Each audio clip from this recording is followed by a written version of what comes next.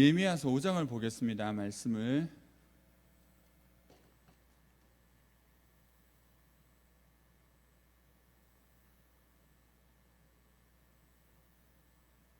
좀 긴데 5장 1절에서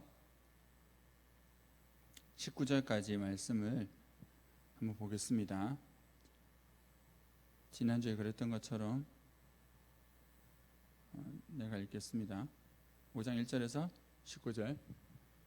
그때 백성들이 그들의 아내와 함께 크게 부르짖어 그들의 형제인 유다 사람들을 원망하는데, 어떤 사람은 말하기를 우리와 우리의 자녀가 많으니 양식을 얻어먹고 살아야 하겠다 하고, 어떤 사람은 말하기를 우리가 밭과 포도원과 집이라도 저당 잡히고 이 흉년의 곡식을 얻자 하고, 어떤 사람은 말하기를 우리는 밭과 포도원으로 빚내서 왕에게 세금을 바쳤도다. 우리 육체도 우리 형제 육체와 같고 우리 자녀도 그들의 자녀와 같거늘 이제 우리 자녀를 종으로 파는도다. 우리 딸 중에 벌써 종된 자가 있고 우리의 밭과 포도원이 이미 남의 것이 되었으나 우리에게는 아무런 힘이 없도다 하더라. 내가 백성의 부르짖음과 이런 말을 듣고 크게 노하였으나 깊이 생각하고 귀족들과 민장들을 꾸짖어 그들에게 이르기를 너희가 각기 형제에게 높은 이자를 취하는도다 하고 대회를 열고 그들을 쳐서 그들에게 이르기를 우리는 이방인의 손에 팔린 우리 형제 유다 사람들을 우리의 힘을 다하여 도로 찾았거늘 너희는 너희 형제를 팔고자 하느냐, 더구나 우리의 손에 팔리게 하겠느냐 하매 그들이 잠잠하여 말이 없기로, 내가 또 이르기를 너희의 소행이 좋지 못하도다. 우리의 대적 이방 사람의 비방을 생각하고 우리 하나님을 경외하는 가운데 행할 것이 아니냐. 나와 내 형제와 종자들도 역시 돈과 양식을 백성에게 구워 주었거니와 우리가 그 이자 받기를 그치자. 그런즉 너희는 그들에게 오늘이라도 그들의 밭과 포도원과 감람원과 집이며 너희가 구워준 돈이나 양식이나 새 포도주나 기름의 100분의 1을 돌려보내라 하였더니, 그들이 말하기를 우리가 당신의 말씀대로 행하여 돌려보내고 그들에게서 아무것도 요구하지 아니하리이다 하기로, 내가 제사장들을 불러 그들에게 그 말대로 행하겠다고 맹세하게 하고, 내가 옷자락을 털며 이르기를 이 말대로 행하지 아니하는 자는 모두 하나님이 또한 이와 같이 그 집과 산업에서 털어 버리실지니 그는 곧 이렇게 털려서 빈손이 될지로다 하매 회중이 다 아멘하고 여호와를 찬송하고 백성들이 그 말한 대로 행하였느니라. 또한 유다 땅 총독으로 세움을 받은 때 곧 아닥사스다 왕 제20년부터 제32년까지 12년 동안은 나와 내 형제들이 총독의 녹을 먹지 아니하였느니라. 나보다 먼저 있었던 총독들은 백성에게서 양식과 포도주와 은 40세겔을 그들에게서 빼앗았고 또한 그들의 종자들도 백성을 압제하였으나 나는 하나님을 경외함으로 이같이 아니하고 도리어 이 성벽 공사에 힘을 다하여 땅을 사지 아니하였고 내 모든 종자들도 모여서 일을 하였으며 또 내 상에는 유다 사람들과 민장들 150명이 있고 그 외에도 우리 주위에 있는 이방 족속들 중에서 우리에게 나온 자들이 있었는데 매일 나를 위하여 소 한 마리와 살찐 양 6마리를 준비하며 닭을 많이 준비하고 열흘에 한 번씩은 각종 포도주를 갖추었나니 비록 이같이 하였을지라도 내가 총독의 녹을 요구하지 아니하였음은 이 백성의 부역이 중하였음이었더라. 내 하나님이여, 내가 이 백성을 위하여 행한 모든 일을 기억하사 내게 은혜를 베푸시옵소서. 아멘. 좀 길죠? 긴 말씀인데 우리가 한번 읽어봤습니다. 여러분들이 신앙생활을 하면서 우리가 가져야 되는 어떤 신앙적 현실성이 있는 것 같아요. 신앙적 현실성이라는 것은 뭐냐면 다른 것이 아니라 막연하게 신앙생활을 하면, 자주 얘기하는 소리지만 신앙생활을 하게 되면 막연하게 좋아질 거다, 뭐 더 나아질 거다라고 하는 어떤 그 막연한 환상을 버리는 거죠. 왜냐하면 느헤미야의 이 성경을 보면 알 수 있듯이 지난주에도 나누었지만 이들은 하나님의 뜻을 행하는 사람들이었습니다. 그런데 이들에게 닥쳐진 현실은 어때요? 그냥 편하고 늘 좋은 것이 아니다라는 거예요. 많은 사람들이 착각하고 시험 들고 어려운 것은 뭐냐면, 하나님을 섬기고 또 그렇게 주님을 따라가면, 그러니까 하나님 뜻대로 살아가게 되면 내 삶은 그때부터 잘 풀리게 될 것이다 라고 하는 그런 어떤 착각을 하는 것 같아요. 이게 말 그대로 착각이에요. 그런 일은 절대 없다는 거 어떻게 알아요? 우리가 지금 살펴보고 있는 느헤미야의 성경을 봐도 알 수 있죠. 느헤미야는 자신이 그 페르시아 궁에서 살 수 있는 그 안락함을 버리고 하나님의 뜻을 행하기 위해서 이스라엘 땅까지 건너왔어요. 그런데 느헤미야의 우리의 성경을 살펴보면 알겠지만 이들에게 닥쳐진 것은 그냥 순탄한 현실과 그냥 뭐 늘 우리가 흔히 생각하기에 재밌고 즐거운 어떤 환경이 아니에요. 계속해서 끊임없이 반복되는 어려움이에요. 안팎으로 어려움들이요 계속해서 일어나고 있어요. 이런 상황 가운데 오늘도 또 5장에도 문제가 생긴 거예요. 성벽을 지어가는 과정 가운데 모든 문제들이 일어나는 것 같아요. 그 중에 오늘 생겨진 문제는 뭐냐면 바로 가난한 자들의 생계의 문제였어요. 그러니까 신앙적인 것이 현실적이라는 것이 왜 그러냐면 이 오늘 본문에 나오는 사람들은 어떤 마음으로 살았던 사람이냐면 생계의 문제가 생겼기 때문에 일단은 이 성벽을 지을 때도 그렇게 부유한 사람들은 아니었던 것 같아요. 그럼에도 불구하고 그들이 하나님의 뜻 가운데서 하나님께서 원하시는 것을 해드리고자 하는 마음으로 열정을 가지고 헌신을 했어요. 그런 헌신을 하는 가운데 어떤 문제가 생긴 거예요? 이제 자신들이 가지고 있는 모든 것이 떨어지기 시작한 거죠. 문제가 생긴 거예요. 생계의 문제가 생긴 거예요. 그러니까 생각해 보십시오. 그러면 하나님께서 이렇게 무심하게 내버려 두시면 안 되잖아요. 이들이 하나님의 뜻을 위해서 살고자 했는데 왜 먹고 사는 문제가 생겨요? 이들이 하나님 뜻대로 살고자 했는데 왜 재정적인 손해를 봐야 되고 물질적인 손해를 봐야 돼요? 이거 알아서 하나님께서 좀 메워주시면 안 될까요? 근데 그런 문제, 그렇게 막연하게 그렇게 우리가 하나님 뜻대로 살면 될 거다 생각하는데 실제로 먹고 사는 문제에 어려움이 생겨난 거예요.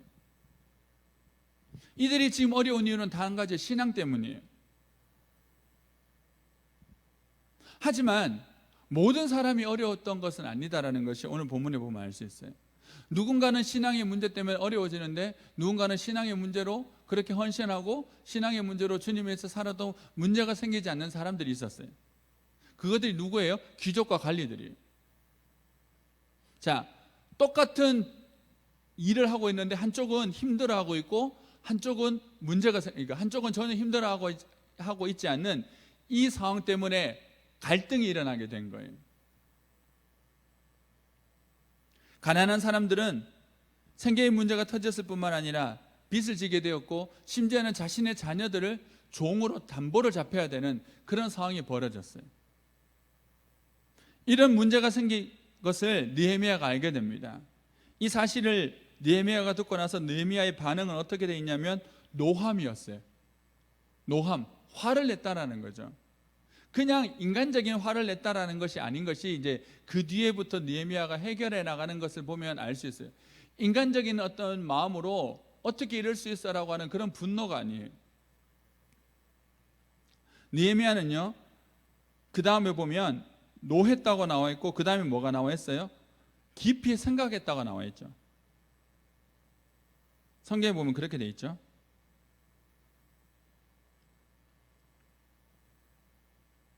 6절에 노하였고 7절에 보면 깊이 생각하였다고 되어 있어요. 깊이 생각한 것은 그냥 생각했다는 것도 있을 수도 있지만은 느헤미야가 계속해서 느헤미야서에서 나타나는 모습을 볼 때 어떤 문제가 생기면 느헤미야가 항상 먼저 뭘 해요? 기도를 하죠. 그러니까 깊이 생각했다는 것은 이 상황을 두고 하나님께 기도했다라는 거예요.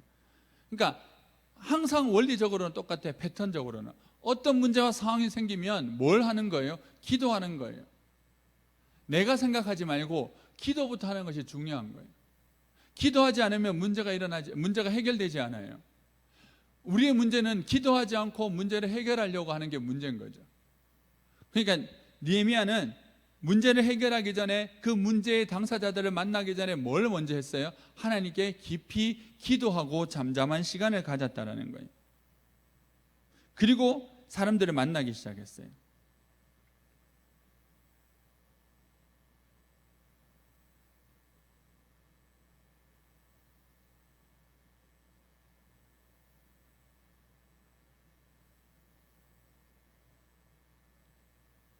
사람들을 만나서 느헤미야가요 어떤 방법을 제시합니다. 근데 생각보다 그 방법을 제시하는 것이요 그 쉬운 말은 아니었어요. 왜냐하면 그 부자들과 관리들과 어떤 그 귀족들에게 어떤 이제 손해를 봐야 된다라고 하는 말이었기 때문이에요. 그럼에도 불구하고 이 문제가 생각보다는 쉽게 해결되어 나가는 것을 볼 수 있습니다. 그럴 수 있었던 이유는 첫 번째 뭐라고요? 기도했기 때문이에요. 기도하면 해결이 돼요. 자, 어떻게 느헤미야가 해결책을 제시했냐면 동족들에게 빌려준 돈에 대한 이자를 받지 말자 했어요. 이것은 느헤미야의 개인적인 말이 아니라 율법에 나와 있는 말이에요. 율법에서는 뭐라고 되어 있냐면 동족끼리는 서로 이자를 받지 말고 혹 빚을 빌려주더라도 그 빚 때문에 이 사람의 생계 유지가 안 되는 것 같으면 어떻게 하라고? 그 빚을 이렇게 그 어떤 담보물을 돌려주라고. 그러니까 빚을 줄 때 우리가 담보를 받잖아요. 그 담보를 줬는데 돈을 필요해서 담보를 줬는데 그 담보가 자신의 생활에 꼭 필요한 것들이거나 전부이다 싶으면 그 담보 받지 말고 주라는 거예요. 그렇게 하라고 율법이 되어 있어요. 거기에 따라서 느헤미야가 뭐라고 말을 하냐면 서로 동족들에게 이자를 받지 말자. 그리고 자신도 또한 그렇게 하겠다라고 말을 하고 있어요. 나도 지금 내 백성들에게 이자를, 그러니까 돈을 빌려줬고 내 형제들이 그 자기 밑에 있는 부하들이 돈을 빌려줬는데 이자를 받지 않을 테니까 너희도 그렇게 하지 말자고. 자, 여기에서는요 이게 잘못 생각하면 그럼 무조건 그러면 가난한 사람을 다 도와주기 위해서 가진 것이 무슨 죄냐고. 내가 가져서 마땅히 취할 수 있는 모든 이득도 취하지 말고 무조건 착한 사람이 되라는 거냐고. 그 말을 하는 게 아니에요. 왜 지금 이 상황에서 이렇게 얘기를 하는 거냐면 그들에게 이자를 내므로 인하여서 뭐가 안 되는 거예요? 두 가지 문제가 생겨요. 그들의 삶이 완전 망가지게 된 거예요. 이자를 내기 위해서 또 다른 빚을 빌려야 돼요. 이자를 내기 위해서 가족이 깨어지고 자신의 자녀들이 종으로 팔려가는 사태가 벌어지는 거예요. 아무리 내게 주어진 합당한 어떤 이윤을 추구할 수 있는 권리가 있다 할지라도 그보다 더 우선이 되는 건 뭐예요? 다른 사람의 생존을 위협하는 것이 되어서는 안 된다는 거예요. 다른 사람들을 고생시키면서까지 자신의 이익을 추구하는 것은 누구의 뜻이 아니다라는 거예요. 하나님의 뜻이 아니다라는 거예요. 그래서 담보물을 받는 것은 합당한 가진 자의 권리이긴 하나 그 담보물 때문에 그 빚진 사람이 생활할 수 없으면 돌려주라는 것이 하나님 뜻이라는 거예요. 하나님께서 중요하게 생각하는 건 뭐예요? 우리가 취할 수 있는 이득보다 더 중요한 것은 다른 사람을 배려하고 섬기는 거라는 거예요. 이득을 취하지 말라는 것이 아니라 다른 사람들의 생존을 파괴하면서까지는 하면 안 된다는 거예요. 이게 참 중요하죠. 오늘 세상은 안 그렇죠. 다른 사람이 어떻든지 간에 내가 중요한 거예요. 내가 행복하면 돼요. 내가 즐거우면 되고 내가 재밌으면 되는 거예요. 다른 사람들이 피눈물을 흘리든 몰라 상관이 없어요. 이게 세상이죠. 근데 성경은 그렇지 않고 하나님은 그렇지 않다는 거예요. 느헤미야가요 그냥 자신의 이자를 포기하겠다라고 할 것뿐만 아니라 14절 이하의 말을 보면 느헤미야는요 더 나아가서 뭐를 결단하냐면 총독이 마땅히 받아야 될 수 있는, 마땅히 받아야 되는 권리인 총독의 월급이죠. 그 월급을 받지 않겠다고 얘기하는 거예요. 총독으로서 왔기 때문에 반드시 받아도 되는, 받는데 전혀 합법적이고 전혀 신앙적에도 꺼리낌이 없는 것인데 그것을 받지 않겠다고 한 거예요.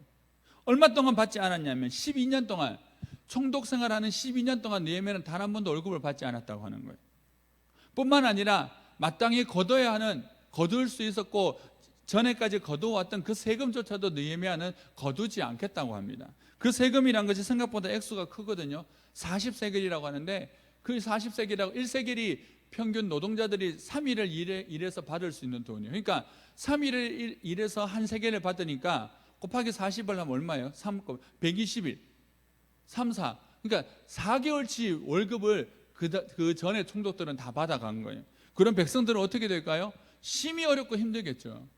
그럼에도 불구하고 그것이 마땅한 권리라고 취하는 것, 그것이 합법적이긴 하나 느헤미야는 그렇게 하지 않겠다는 거예요. 왜 그럴까요? 그렇게 하면 누가 파괴가 되는 거예요? 백성들이 파괴가 되는 거죠. 함께 마음을 모아서 지금 성벽을 공사해야 되는 백성들이 파괴가 되는 거예요. 그 공동체가 파괴가 되는 거예요.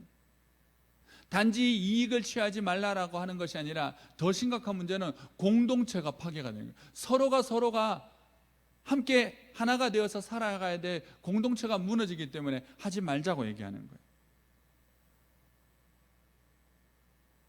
여기서 우리가 생각할 수 있는 말씀이 있어요. 그게 뭐냐면 남에게 대접받고자 하는 대로 대접하라는 거예요. 이게 율법이고 선지자라고 마태복음 7장 12절에 예수님께서 얘기하셨어요. 내가 남에게 대해줄 수 있는 최선의 것은 어떤 거냐면 남이 나한테 해줬으면 좋겠다고 싶은 것들을 남에게 해주라는 거죠. 내가 할 수 없는 일, 내가 하면 불편한 일, 내가 하면 슬플 것 같은 일들은요 남에게 시키면 안 되는 거예요. 그것이 아무리 합법적이라 해도, 그것이 법적인 것이고 당연한 내 권리라 해도 그렇게 하는 것은 하나님의 뜻이 아니고 성경의 뜻이 아니고 예수님의 뜻이 아닌 거예요. 이게 당연한 내 권리인데요, 그 권리의 한계는 어디 있다고요? 내가 그 일을 당했을 때 슬프지 않을 수 있는, 내가 그 일을 당했을 때 내가 불행하다는 느낌이 들지 않을 수 있는, 그것이 합법적인 거예요. 성경 안에서 우리의 모든 권리와 우리의 모든 삶의 한계는 어디에 있냐면 다른 사람이 불편해지지 않고 힘들어지지 않고 그리고 다른 사람들의 삶이 무너지지 않는 선이에요. 내가 무슨 장난을 치든 어떤 웃기는 말을 하든 어떤 행동을 하든 놀러를 가든 무엇을 하든 간에 거기가 내 한계인 거예요. 느헤미야는요 믿음으로 주님 앞에 사는 사람이었고 기도하는 사람이었어요. 그리고 느헤미야는 이것을 뭐라고 얘기했냐면 하나님을 경외하는 것이라고 얘기했어요. 하나님을 경외하는 것은 뭐예요? 오늘 말씀해 보면 다른 사람을 배려하고 섬기는 거예요. 하나님을 경외한다고 하는 것은 교회 와서 열심히 기도하고 찬양하는 것이 아니라, 하나님을 경외하는 것은 나로 인하여서 다른 사람이 불편해지지 않고 나로 인하여서 다른 사람이 배려받는 것이 하나님을 경외하고 섬기는 사람이라는 거예요.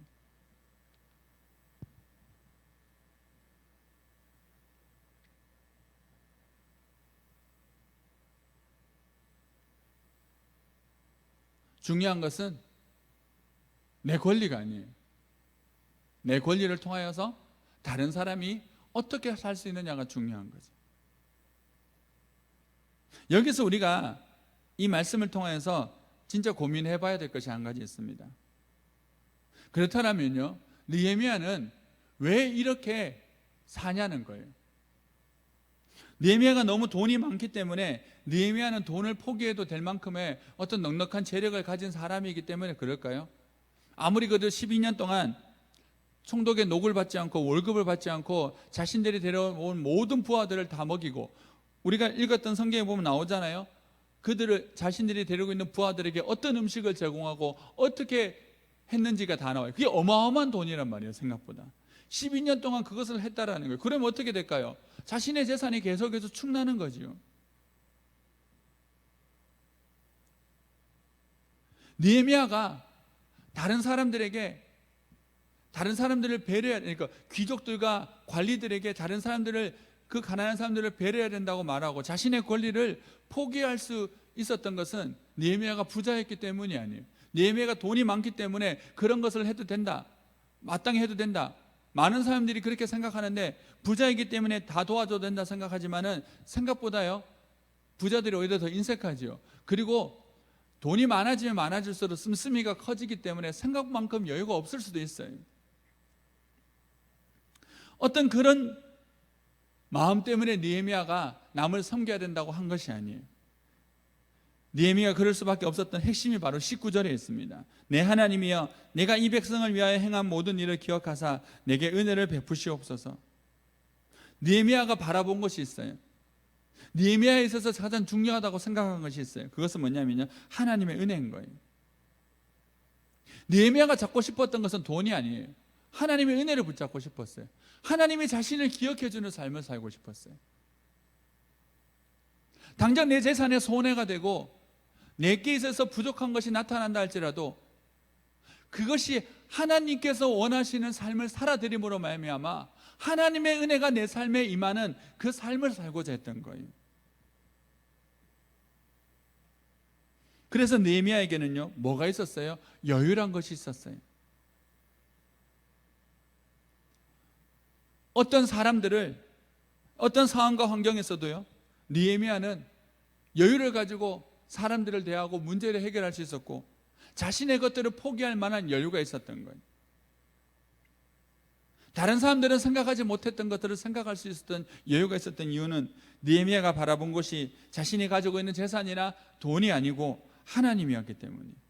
하나님 안에 그가 살았기 때문에, 은혜를 붙잡고 살았기 때문에 그에게는요, 남들이 가지지 못한 여유가 있었던 거예요. 하나님의 은혜를 바라보고 사는 사람들에게 주어지는 것이 여유라는 거예요. 반대로 얘기하면 하나님의 은혜를 바라보지 않는 사람들에게는 뭐가 없을까요? 여유가 없어요. 남을 배려할 수 있는 여유가 없어요. 남을 섬길 만한 여유가 없어요. 오늘날 세상이 그렇지 않습니까? 오늘날 세상이 얼마나 풍요롭고 얼마나 많은 것을 가진 세상입니까? 그런데도 불구하고 사람들에게는 이렇게 여유가 없는 거예요. 왜 그럴까요? 하나님이 없기 때문에. 하나님이 없는 세상은 아무리 풍요해도요, 남을 섬기고 남을 배려할 만한 여유가 없어요. 남의 처지를 생각할 만한 여유가 없어요. 오로지 더 욕심부리고 더 가지려고 하고 더 나만을 주장하며 살아갈 수밖에 없어요. 그것이 죄된 세상이라는 거예요. 에덴 동산에 죄가 먼저 들어오고 난 다음에요, 뭐가 임한 줄 아세요? 용서가 임한 것이 아니라 에덴 동산에 죄가 들어오고 난 다음에요, 탓을 하며 정죄하고 비난했어요. 남을 품을 만한 여유가 없었던 거예요. 죄 짓기 전에는 그렇게 사랑스러웠던 아내가 죄를 짓고 나니까 그 사람을 품을 만한 여유가 없이 그 사람 문제 때문에, 그 사람 때문에 내가 이렇게 되었다고 탓하며 비난하고 정죄하더라는 거예요. 죄가 있는 곳에는요, 하나님을 바라보지 못하는 곳에는요, 늘 뭐가 있냐면 다툼과 이해함이 아니라 섭섭함과 어려움이 있어요. 왜 다툼과 섭섭함과 이런 어떤 분쟁과 이런 관계적인 문제가 생길까요? 하나님의 은혜가 아니라 다른 것을 바라보고 살아가기 때문입니다. 느헤미야는 그 백성들 중에서 그 문제 앞에서 자신의 것들을 놓으면서도 12년 동안 한 번도 누구를 탓하거나 그것 때문에 불평스럽다라고 말하지 않았어요. 왜요? 그에겐 여유가 있었어요. 이 여유가 바로 누구의 여유예요? 예수님의 여유예요. 예수님이 이 땅에 오셨어요. 수많은 사역 가운데서 늘 피곤하고 공고하게 사셨어요. 근데도 예수님에게는 무엇이 있었냐면 다른 사람들을 살펴볼 여유가 있었어요. 그래서 예수님이 이런 말씀을 하셨습니다. 수고하고 무거운 짐진 자들아 다 내게로 오라. 내가 너희를 쉬게 하리라. 예수님 삶 자체가 수고하고 피곤한 삶이었음에도 불구하고 예수님은 수고하고 무거운 짐진 자들을 예수님께로 나오게 하셨고, 나오는 그 사람들을 어느 누구나 할 것 없이 밤이고 낮이고 어떤 상황에도 불구하고 예수님은 짜증내지 않고 내치지 않고 그들을 받아주셨어요. 때로는 성가신 사람이 오더라도, 때로는 소리치고 성가시고 때로는 불편하게 하고 예수님을 곤란하게 만드는 그 사람들이랄지라도 예수님은 그들에게 늘 여유 속에서 그들을 배려하고 그들을 섬겨주고 그들의 문제를 해결해주고 고쳐주셨어요. 어떤 날은 심히 피곤하심에도 불구하고 예수님은 제자들에게 쉬라고 하시면서 예수님은 사역하셨던 것을 볼 수 있어요. 예수님께서 십자가를 지시기 위해서 잡히시던 날에도 예수님은요, 제자들의 안위를 걱정하고 제자들을 보살피셨어요. 요한복음 13장 1절에 보면 예수님께서 자기 사람들을 끝까지 사랑하셨대요. 지금 곧 있으면 십자가에 그 로마 군인들에게 잡혀서 십자가를 지셔야 되는 그 상황임에도 불구하고 예수님은 끝까지 제자들을 살피시고 사랑하시고 그들과 함께 하셨다라는 거예요.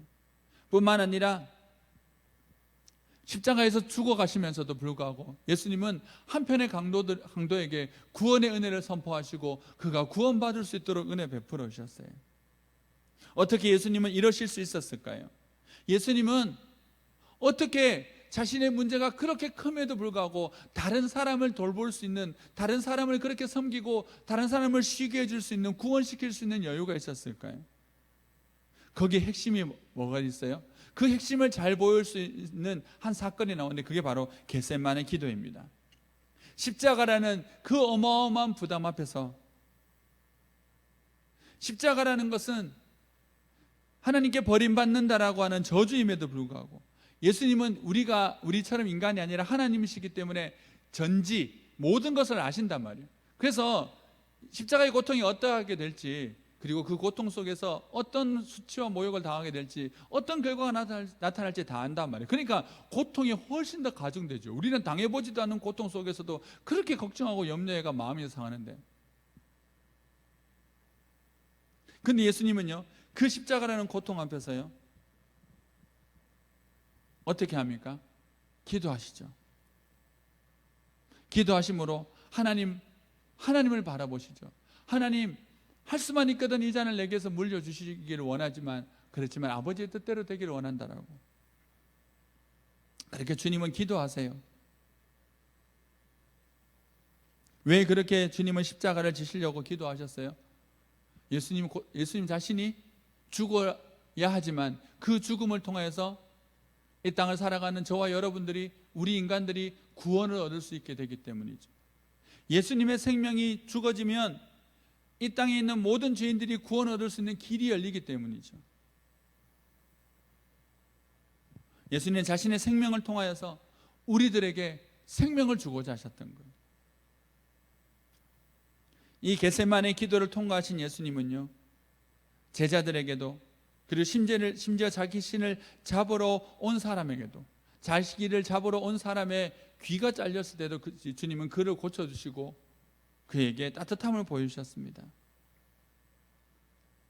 이런 예수님을 바라보는 사람들은 어떠한 삶을 살 것 같아요? 예수님을 바라보는 사람들은요, 예수님께 주시는 그 풍요로움과 여유 속에 살아요. 예수님께서 행하셨던 기적 속에서는 이런 기적들이 있는데, 오병이어와 칠병이어라는 기적이 있어요. 나눔과 여유가 나타나는 거죠.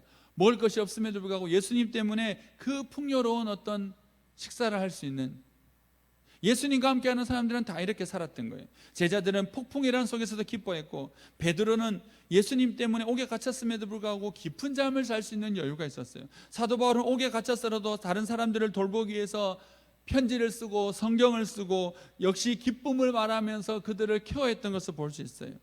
예수님과 함께했던, 예수님을 바라보던 모든 사람들에게는요, 세상 사람들이 가지지 못했던 그 여유라는 것이 있었던 것을 보게 됩니다. 예수를 믿는 사람들이라는 것은 어떤 사람들이에요? 예수를 믿고 하나님을 바라보는 사람들은 어떤 사람일까요? 여유가 있는 사람들이에요. 남을 돌아볼 여유가 있어요. 오늘날 세상은 이 코로나 때문에 얼마나 각박하고 이게 흉흉합니까?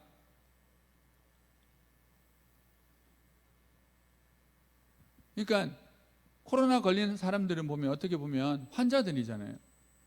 아픈 사람들인데요, 그 사람들을 가해자 취급하고 그 사람들 때문에 힘들어졌다라고 비난 정죄하죠. 얼마나 아프겠냐, 얼마나 힘들겠냐, 참 고생했다, 이런 여유들이 세상에 없는 것 같아요. 다른 사람을 배려하는 것이 없어요. 이제는 마구잡이로 남이 어떻게 된지 간에 나만 즐기고 놀아보겠다 해서 더 이렇게 심해지지 않습니까?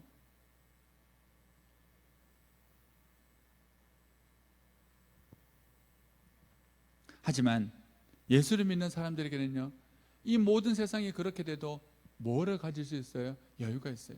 예수 믿는 사람들은 문제가 없는 사람들이 아니에요. 문제가 없기 때문에 여유를 가질 수 있는 것이 아니에요. 억울한 일이 없기 때문에 여유를 가지는 것이 아니에요. 신앙생활을 하다 보면 신앙생활을 하기 때문에 갖게 되는 수많은 어려움과 힘듦들이 있어요. 고난이라는 것이 다 찾아와요. 문제들이 찾아옵니다. 그런데 뭐가 다른 거예요? 그 어려움 속에서 때로 내 것을 손해봐야 되는 그 속에서 세상이 가지지 못한 여유가 있는 거예요.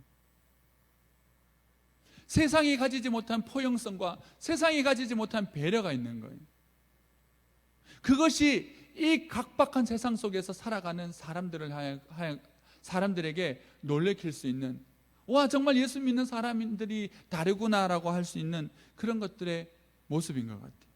예수 믿는 사람들은 그저 교회 다니는 사람이 아니에요. 하나님을 경외하는 사람들은 그저 교회 다녀서 예배드리고 찬양하는 사람들이 아니라 어떤 사람들인 거예요? 하나님을 진짜 경외하고 예수님을 믿는 사람들에게는 무엇이 있는 거예요? 세상이 줄 수 없는 여유가 있어요. 세상이 가지지 못한 여유가 있는 사람이에요. 하나님으로부터 온 여유가 있어요.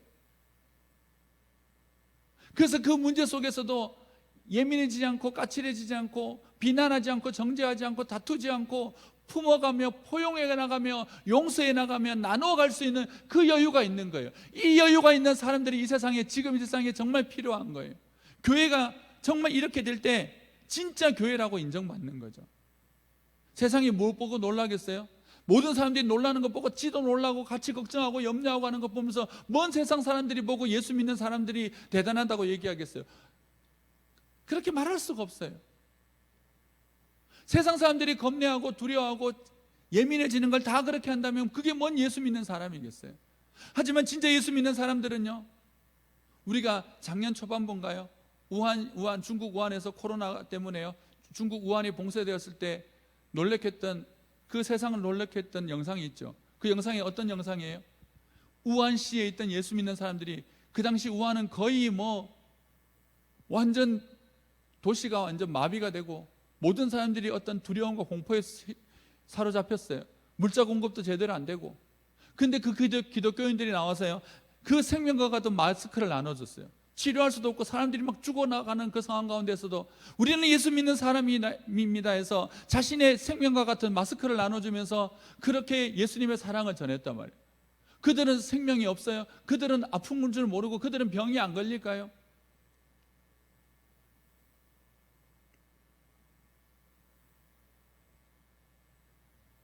성경을 보면 느헤미야서를 봐도 마찬가지인데 하나님께서 문제 자체를 막아주진 않아요.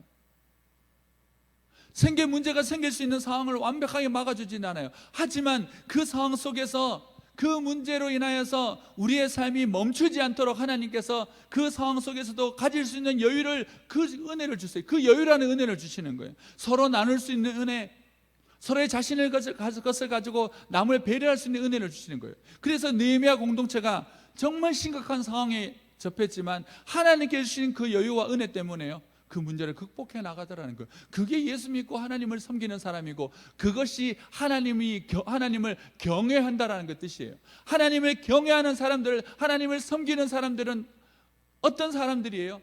하나님을 경외하기 때문에 하나님으로부터는 여유 속에서 그 문제와 상황 속에서도 서로 배려하며 섬겨나가면서 그 문제를 이겨나갈 수 있는 사람들이에요. 왜 그럴 수 있어요? 모든 것에 모든 것이 되시는 그 여유 많으신 하나님을 바라보고 있기 때문에, 그 하나님을 바라보면 그 하나님의 여유가 내게 전이가 되어져요. 그래서 용서할 수 없는 사람을 용서하고 견딜 수 없는 상황을 견뎌가면서 이겨내면서 살아갈 수 있는 거예요. 더 많이 가진다라고, 문제가 사라진다라고 내 삶에 풍요로움과 여유가 임하는 게 아니에요. 하나님을 바라볼 때만, 우리의 모든 것에 모든 것이 되시는 예수님을 참으로 믿고 따라갈 때만 우리 속에 여유가 있는 거예요. 그거 없으면 돈이 쌓아져 있어도요, 내 통장에 돈이 쌓여있고 내 재산이 쌓여져 있고 여러분들이 나중에 돈을 많이 벌어서 모든 것에 정말 큰 부자가 된다 할지라도 그 사람에게는 여유가 없어요. 예수를 믿는다라고 하는 것은 무엇일까요? 예수님의 여유 속에 살아가는 것이죠. 세상처럼 더 많은 것을 가지기 위해서 애쓰고 수고하고 노력하는 것이 아니에요. 더 많이 가진다고 해결되지 않아요. 코로나 없어지면 세상에 두려움이 없어질 것 같아요? 세상 사람들은, 이 땅을 살아가는 사람들은 또 다른 어떤 코로나 비슷한 걸 통해서 또 걱정하고 염려하고 싸우고 네 탓이니 내 탓이니 하고 살 거예요. 문제는 교회도 그럴 수 있다는 것이 문제인 거죠. 교회는 절대 그러면 안 되는 곳인데, 왜? 하나님을 바라보는 곳이기 때문에. 세상 그 어떤 문제가 심각하다 할지라도 교회 속에는 여유가 넘쳐야 되는데, 오늘날 교회 보면 이 여유가 없어요. 누가 나한테 피해 줄까 봐, 누가 나한테 해코지 할까 봐, 누구 때문에 내가 손해볼까, 그렇게 예민해져 있어요. 그게 뭔 성도예요? 그게 뭔 교회예요? 예수님은 죽었으면까지 우리를 살리려고 하는 그 여유 속에 있는데 그 예수를 믿는다고 하는 사람 속에는 왜 여유가 없을까요? 이유는 간단한 거예요. 우리가 예수를 바라보고 살지 않는 거예요. 예수님을 주목하고 살지 않기 때문에, 예수님을 바라보고, 말은 예수님을 바라보고 산다 하지만 진짜 주님을 주목하고 살지 않기 때문에 조금만 문제 앞에서도 여유가 없어서 쪼그라들어가지고 피해 입을까봐, 손해볼까봐, 그것 때문에 무엇이 안 될까봐, 망할까봐 그렇게 전전긍긍하고 사는 거예요.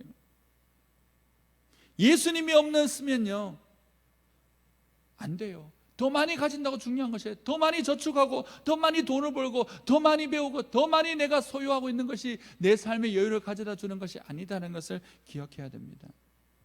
그럼 없으면 찌질해져요? 아니에요. 사도 바울요 얼마나 찌질한 줄 아세요? 세상적으로 보면.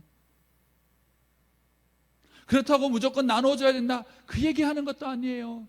그렇게 하다 보면 또 어느 순간에, 처음엔 흉내 내지요, 어느 순간에 또 한계가 와서 또 쪼그라들어가지고 내가 니한테 이만큼까지 해줬는데, 내가 너한테 이렇게 섬겨줬는데, 내가 너를 이렇게 배려해줬는데 네가 나한테 어떻게 있을 수 있어, 이렇게 대할 수가 있어 라고 하는 그것도 강팍한 마음 때문에 또 힘들어져요. 흉내 내지 마세요. 뭘 해야 돼요? 지금 내가 지금 더 베풀어야 된다, 더 나눠줘야 된다, 어떤 그런 박애 정신을 얘기하는 게 아니란 말이에요. 예수님을 바라보면 그렇게 여유롭게 내 삶을 나눠주고 살 수 있어요. 그렇게 해서 서로가 윈윈하고 사는 거예요. 오늘은 내가 힘들지만 저 사람이 가진 믿음의 여유를 가지고 내가 살고, 오늘은 내가 가진 믿음의 여유로 저 사람을 살려내서 이 서로 하나가 되어서 살아가는 그런 공동체가 되는 거예요. 그게 느헤미야 공동체였어요. 문제가 없을 수 없어요. 예수를 믿어도 문제는 나타나요. 마귀는 폼이 아니에요. 세상도 폼이 아니에요. 세상이 분명히 예수님을 싫어한다고 얘기했잖아요.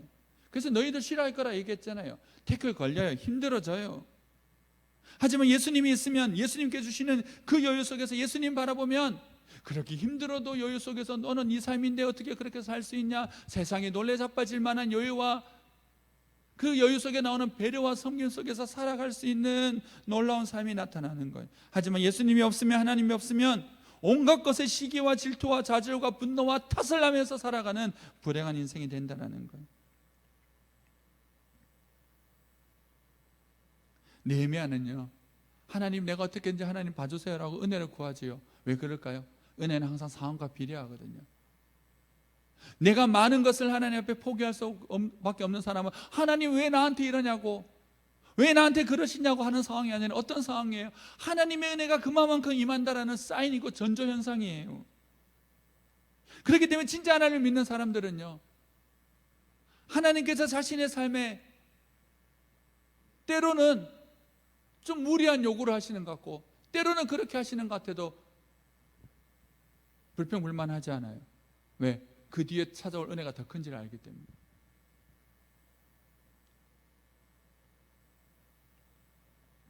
하나님의 은혜를 기대하고 사세요.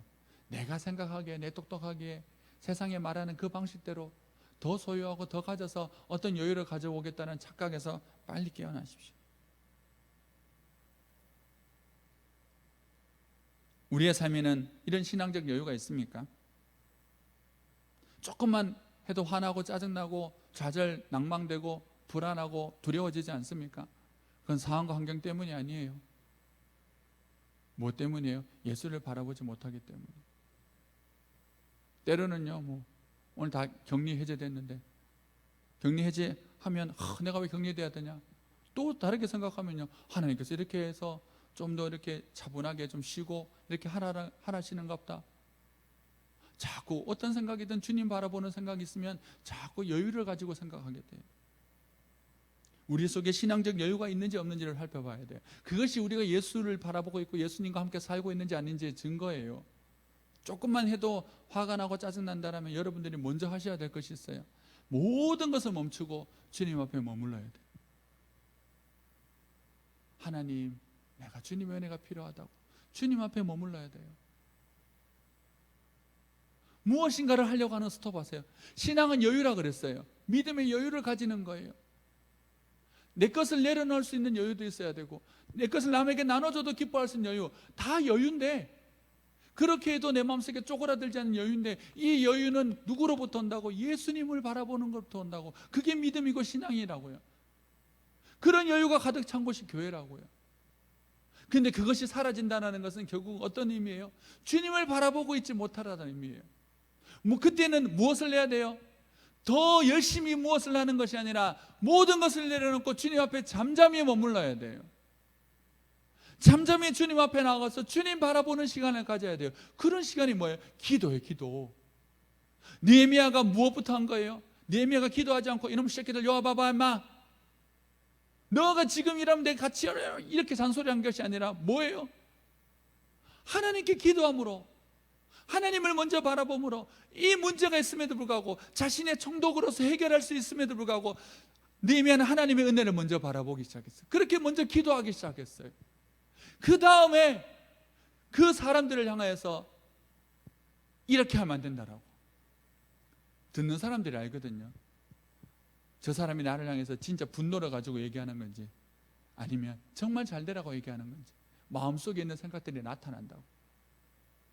되게 엄한 말 했거든요. 너 이거 그렇게 하면 안 된다고. 심지어 느헤미야가 무슨 말 하는지 알아요? 이거 어기면 너네 집의 모든 것이 다 탈탈 털어서 거지가 될 거라고. 저주 아닌 저주까지 선포함에도 불구하고 백성들은 아멘해요. 그 돈 많은 부자들과 관리들이. 왜 그럴까요? 하나님의 은혜가 임했기 때문에.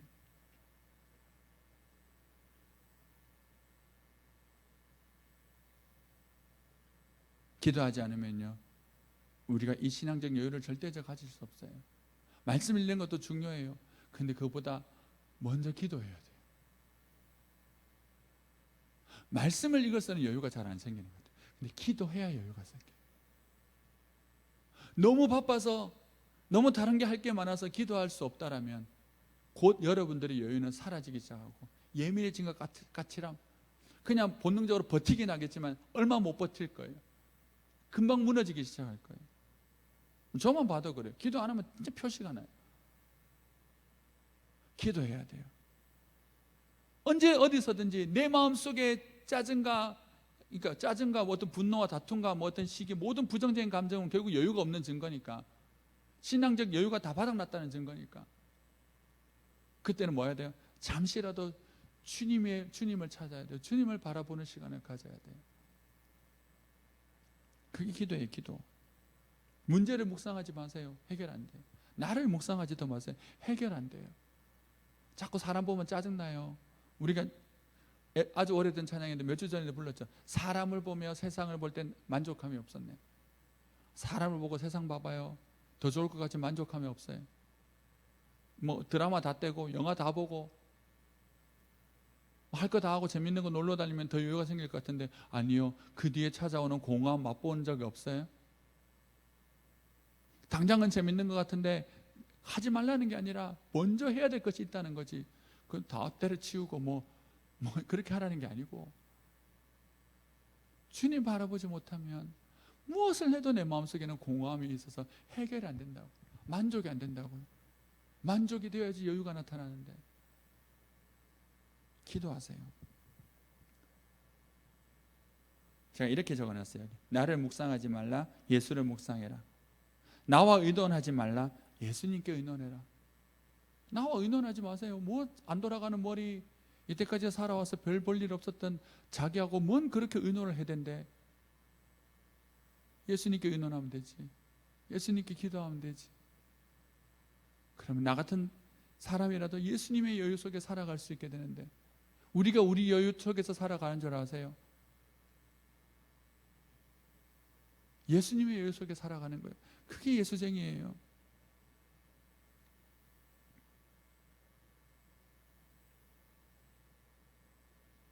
기도하세요. 그리고 주님의 여유를 구하세요. 그게 예수 믿는 사람들이 가질 수 있는 특권이에요. 점점 세상이 힘들어져. 제가 그러잖아요. 맨날 여러분들이 살게 되는 세상은 생각보다 힘들 거라고, 어려울 거라고.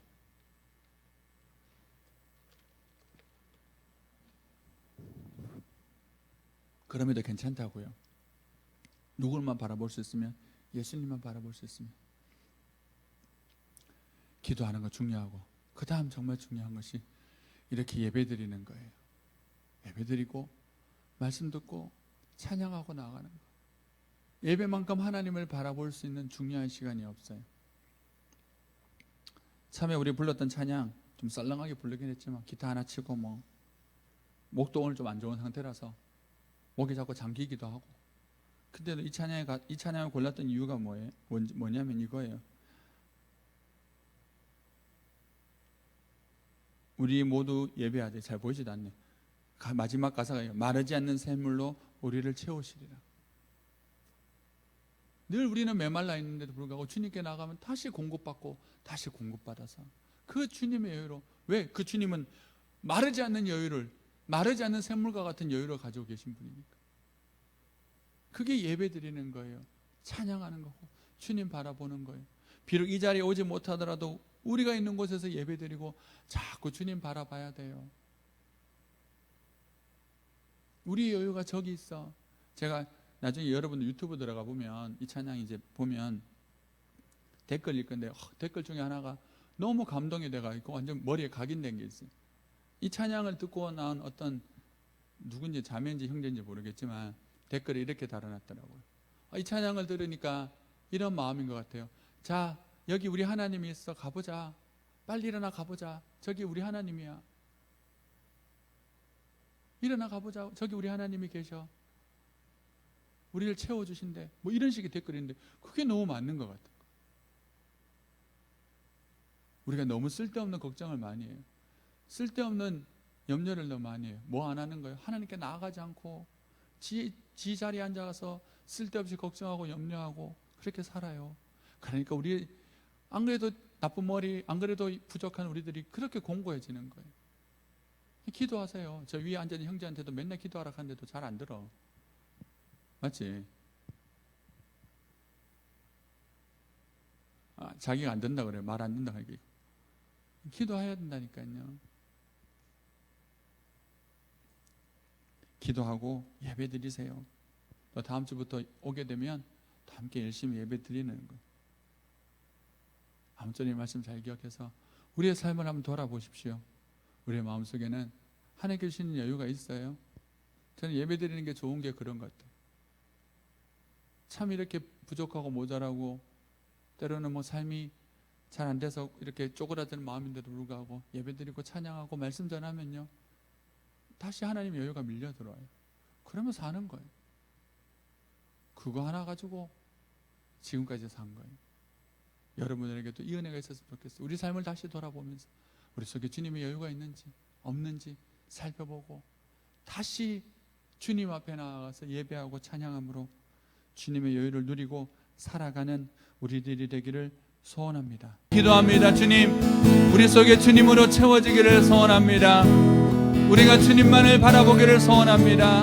하나님, 우리의 상황과 환경이 아니라 우리 앞에 있는 어떤 우리의 문제와 또 우리 자신의 모습이 아니라 예수님을 바라보기를 소원합니다. 우리 안에 주님께서 가지셨던 그 신앙적 여유가, 그 은혜가 우리 가운데 넘치기를 소원합니다. 그리하여서 하나님의 여유를 가지고 이 땅을 살아가는 복된 주님의 사람들 되도록 은혜 베풀어 주시옵소서. 하나님, 내 안에 불안과 두려움이 떠나가게 하시고 내 안에 염려가 떠나가게 하시고 주님의 은혜로 충만해지게 하여 주시옵소서. 우리 한번 기도합니다. 주님 앞에 나와서 예배드리며 찬양합니다.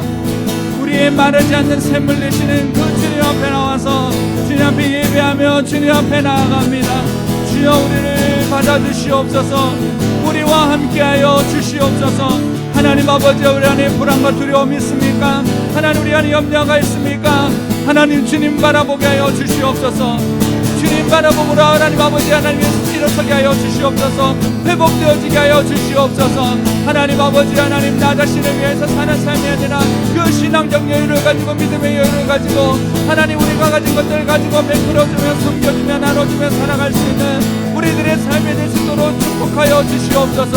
주님 우리와 함께하여 주시옵소서. 주님 우리를 기쁨으로 채워 주시옵소서. 하나님 아버지여, 이 세상을 바라보지 않게 하시고 이 세상의 사람을 바라보지 않게 하시고 우리 자신도 바라보지 않게 하시고 오로지 예수 그리스도 한 분만을 바라보며 살아가는 복된 우리가 되도록 역사하시고 은혜 베풀어 주시옵소서. 역사하시고 은혜 베풀어 주시옵소서. 역사하시고 은혜 베풀어 주시옵소서. 주가 우리와 함께 영원히 함께 하시고 마르지 않는 샘물로 우리 마지막으로 한 번만 더 하겠습니다. 우리 모두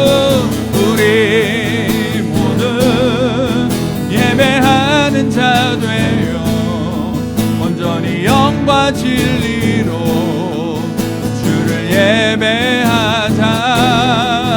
주가 우리와 함께 영원히 함께 하시고 마르지 않는 샘물로 우릴 채우시리라. 주님,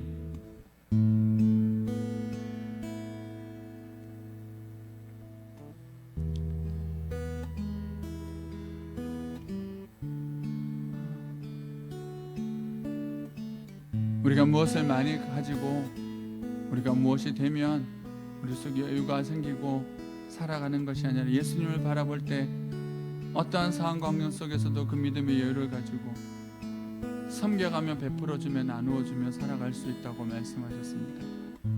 하나님, 우리 안에 그 주님의 여유가 충만하기를 소원합니다. 우리가 주님을 바라보는 마음이 우리 안에 충만하기를 소원합니다.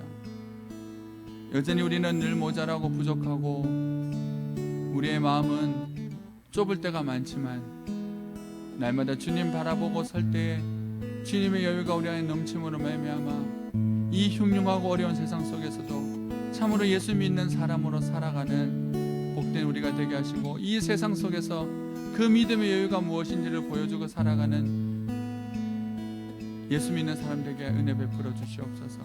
하나님, 우리 공동체 안에서도 늘 주님 바라보므로 주시는 그 은혜 속에 여유 속에서 서로를 배려하며 섬겨나가며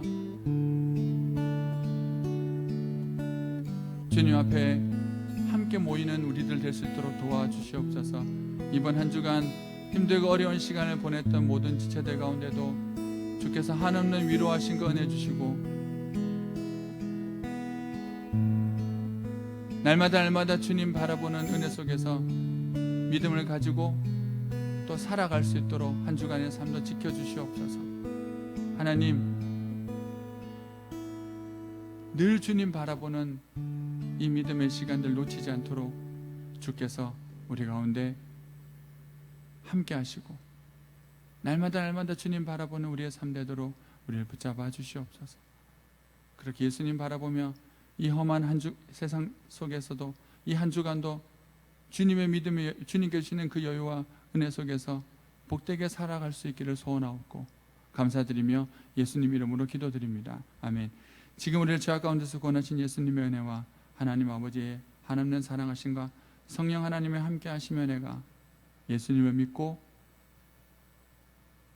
예수님께 주시는 그 여유 속에서 살아가기를 소원하며 이 예배를 드리는 우리 모두 가운데 지금부터 영원토록 함께 계실지어다. 아멘.